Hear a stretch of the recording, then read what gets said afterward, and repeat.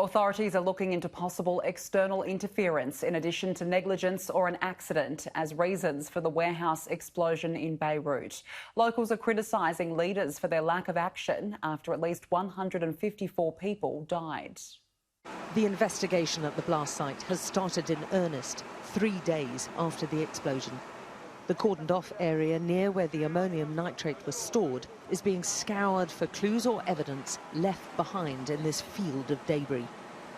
Among the investigators, bomb disposal specialists, experienced in identifying and dealing with explosives. The harbour is also being searched, with teams of divers kitted out in scuba diving equipment making repeated trips. The Lebanese government has given an investigative committee 4 days to determine responsibility for this tragedy. But amidst the investigation, there's also an increasingly desperate search for survivors.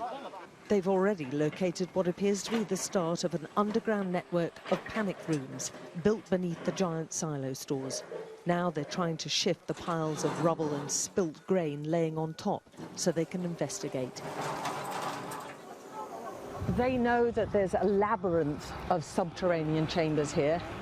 They've discovered the opening of just one of them. And if you come a bit closer, you can see the top of what looks like the ceiling of one. And that's what is keeping the hopes of relatives alive, that somehow their loved ones have made it to that shelter. A Turkish group with experience in rescuing people after earthquakes isn't giving up yet.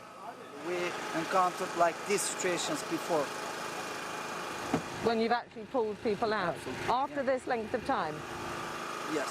But it's an agonising wait for the relatives of those still missing, who don't know whether they're alive or dead.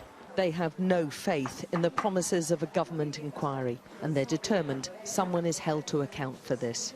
Alex Crawford, Sky News, Beirut.